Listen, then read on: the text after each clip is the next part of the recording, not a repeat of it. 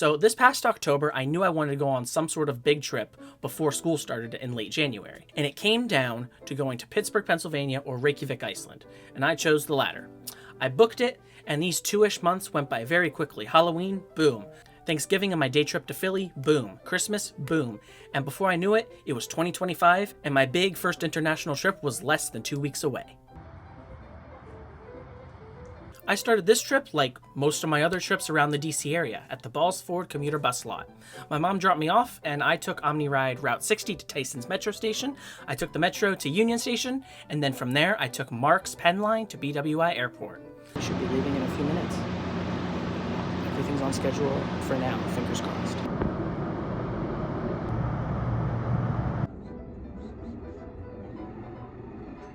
I got off at BWI station, of course, and I ran really fast for the BWI shuttle bus that runs every 10 minutes. It was sitting there and I had a few minutes, but I ran anyway.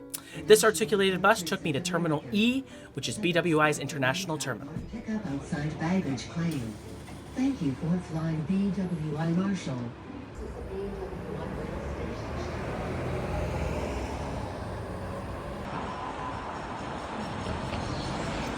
Welcome to BWI Airport, right outside of Baltimore, Maryland. And today we are reviewing Airlines, whatever they're called. Chill out, dude, it's called Airlines. I got off the bus and entered BWI Airport. I've always heard that BWI Airport is like the worst airport in the Washington area, but for me it was perfectly fine. It's a little bare bones, but it really has all the amenities you need, especially if you're flying within North America. The first thing I noticed was that there were no self-check-in kiosks for Airlines, but I knew this would probably be the case as it is a very low-cost airline. I went to the desk and I noticed that they weren't open until 3 hours before scheduled takeoff, which meant I had an hour to kill in the terminal. I first stuffed my carry-on into the little box to make sure that it fit, and it took a lot of force, but it did eventually fit. All right, there's the flight, PlayAir to Reykjavik, 6:10 p.m. on time. All right, time for a little bathroom review. It's probably your most basic American bathroom when it comes to cleanliness, like just right in the middle. Not terrible, not great. It's the international check-ins bathroom. It's fine. Before I knew it, it was 3:10 p.m. and the check-in desk opened. The line was a bit long, but there were 3 different check-in agents, so the line went pretty quickly. They had me stuff my carry-on in the box thingy again, but it fit and they put an approved tag on it. They put my boarding pass inside my passport, and I was ready to go through TSA. As you may know, TSA seems to be different at every airport, and BWI did not require me to take my laptop outside of my bag. I also waited 0 minutes to go through TSA. It was super quick. I was in and out in like 5 minutes. And at that point, I had about an hour and a half to kill before I needed to be at my gate to be ready for boarding. So BWI has a bit of an odd setup, where there is a secure area for gates D and E, and a separate one for gates A, B, and C. So and the 2 restaurants that I would prefer to eat at are at the A gate section. So unfortunately, I couldn't get them. Due to my massive list of food allergies, the only restaurant that I could eat that was in the D and E section was McDonald's. So I got that and chilled by the window for about an hour. It was soon time to make it to the gate. William Donald Schaefer International Concourse. Not too fancy, but it'll do. All right, bathroom review in the part of the airport for international departures. So it's a bit cleaner than the other one, but you know, pretty much your standard cleaner American restroom.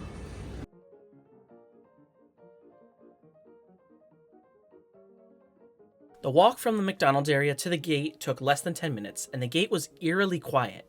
There were some people waiting, but it was not busy at all. As I took a seat and charged my phone, people started arriving, and they started making announcements, saying that everybody must have a physical boarding pass, because apparently those are required on Airlines, at least from BWI Airport. They soon started general boarding. There were 2 lines, but people only really saw the first one, so I was actually the 3rd person to get through and onto the jet bridge.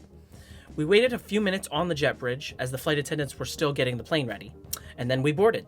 I wish I got more shots of the plane here, but I was focused on getting my carry-on into the right place, finding my seat, and planes are just really cramped and are a very awkward area to be filming. Anyway, I found my seat and got settled.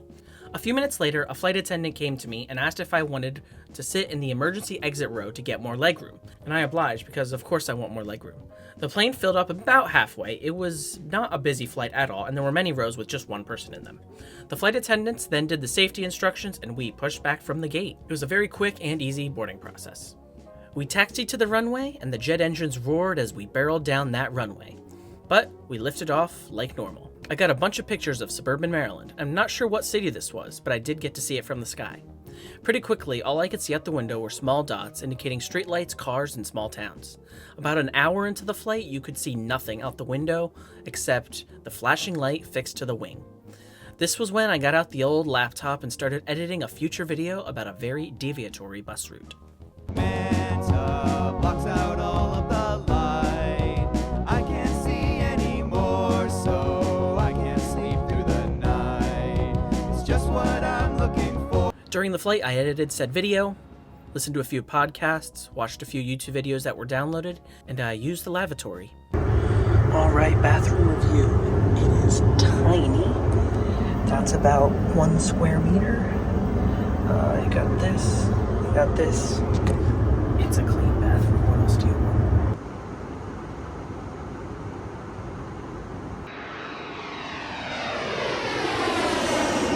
5 hours later. We descended onto the cold, dark island of Iceland and landed at Keflavik Airport without incident. This was not my first time seeing another country, as I have been to Detroit, Michigan, where you can see Canada. But this was my first time seeing a new country from the air, and then subsequently the ground. I remember having some really silly thoughts such as, wow, they have electricity here, that's cool. But of course they have electricity. They have one of the highest Human Development Index scores, and pretty much all the electricity is renewable, 30% is geothermal, and the other 70% comes from hydroelectric dams. We taxied to the gate, and everybody got up and started deplaning. I waited until everybody left because my carry-on was about 20 rows behind me and I was in no rush and I didn't want to pass all the people and try to get through. That's not worth it. I left the plane, said "Takk for det," and walked across the jet bridge into the airport. My first impressions are that it looked very modern, basically an IKEA. If IKEA built an airport, this is what it would look like. I guess we're in Northern Europe, so that really should not surprise me. I didn't really have much culture shock on this trip. However, the first major cultural thing that I noticed was that everything in the airport was in the Icelandic language, because of course it is. Icelandic looks really cool, and it's very hard to pronounce unless you know it. But that was the first major cultural difference I noticed. I made my way past some restaurants and stuff and found myself to passport control, so I could actually legally enter Iceland. There was basically nobody in the entire passport control area because our plane was one of the first to get in. There were 1 or 2 border agents and there was 1 or 2 tourists or people entering the country, but that's it. I handed my passport to the customs officer. He asked me what my purpose in Iceland was. I said tourism. He looked at my passport and then gave it the old stamp. At this point, I was geographically and legally in another country, but I think I was too tired to fully realize that and fully grasp what was happening because it was 1 a.m. Eastern Standard Time. I followed all the signs to the main exit and found my way to the city, but I will talk more about that in another video. 3 days later. Alright, it's been 3 days and we are now back at Keflavik Airport. Here you do not have to wait in line and talk to the check-in agent to get your boarding pass. You can just print it out at one of the kiosks that are all around the departures area. After that, you go upstairs and pass through security, which was super chill. Shout out to the guy working at the Icelandic version of TSA at 12:30 on January 17th. The airport wasn't busy, so there was no line, and after walking through a duty-free store, I was in the main area with seats, restaurants, and departure boards. For my flight back home, they did not announce which gate the flight would depart from until about an hour before the scheduled departure time. So once they announced the gate, everybody started walking towards the gate. Before getting to the gate, I had to go through border control again. I assumed to tell the Schengen area that I was leaving. I went through very quickly again and walked down to the gate the same way that I exited before. Due to my carry-on, I was able to get priority boarding, which means that I got on the first bus to the airplane. No jet bridge this time, which is another first for me. We got on a bendy bus from the gate to the aircraft, so I guess now I can check off riding an articulated bus in Europe off my list. We arrived at our steed, an Airbus A320neo, and we boarded through the back, which was another first for me. I thought the first bus of people I was on was everyone for the entire flight, and I was very impressed that they could fit an entire plane load of people on one bus. But I was wrong, and to my dismay, another busload of people showed up a few minutes later. So unfortunately, I did not get a row to myself on the way back like I did on the way there. We got settled and the plane took off about 10 to 15 minutes late, but no big deal. The seat configuration was 3x3, and there was this French guy at the other end of my row, but thankfully, nobody in the middle. This is why you travel in the winter. The seats were fine, but I was happy to leave after the 5-ish hour flight. I'm 5'8", so the legroom was not too bad. I downloaded 3 podcasts to the Nebula app, but they were deleted without my approval for some reason. I don't know how that can be a thing. So I had to find other things that I've downloaded to my phone to watch, and thankfully I did have some things downloaded. We were over the water for a few hours, and I even got to see the tip of Greenland, which is pretty cool.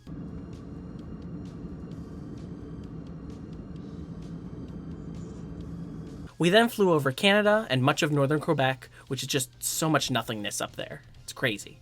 I then started to see little towns and human settlements in the far north of Canada. We crossed into Maine and I saw even more small towns dotted around. I think I saw what was Boston from very far away, and this is the best picture I could get. It was not good. We then crossed in right around New York City, but clouds covered everything. It would have been a great view, but clouds. About 10 minutes later, we got a decent view of Philadelphia as we made our descent into that liminal space area between Philadelphia and Baltimore. I did get a good shot of the Amtrak Susquehanna Bridge right before we landed in Baltimore, but unfortunately I did not see any trains. We made our final approach and touched down without any issues. Thank goodness. The taxi to the gate was super quick and easy, and once I got off the plane, I walked about 5 minutes through the bland hallways of BWI international arrivals before getting to customs and border enforcement. I used the mobile passport control app for re-entry into the United States, which made it super easy. I didn't have to wait in any line. They literally just scanned my passport, took a picture of my face, and I was back in the country. I met my friend 29 down the line at BWI Airport. Thank you for meeting me there, Mr. 29. We took 3 different trains to get me as far home as I could, and I got picked up by my family and taken all the way out here to the exurb suburb type area where I live. He recorded that, and at some point it'll be on his channel, but I have no idea when. Airlines and BWI Airport make a really solid pair as long as you're okay with no in-flight entertainment, expensive in-flight food, and the fact that you have to wait in line to check in the United States. You also have to contend with the fact that BWI Airport is hard to get to for a lot of people in the DMV, especially from Virginia. But it's doable, especially because flying is already an all-day thing for most people. I was transported to another country and continent, kind of, for the equivalent of about 24 hours of retail work. Travel is still expensive, don't get me wrong, but the relative costs have really gone down, which really impresses me. I'll have more stuff coming from Iceland over the spring and summer, but that's all I got for now. Thanks for watching. Have a great day. Tack för det att hörfa min bandit. Shalom snaist.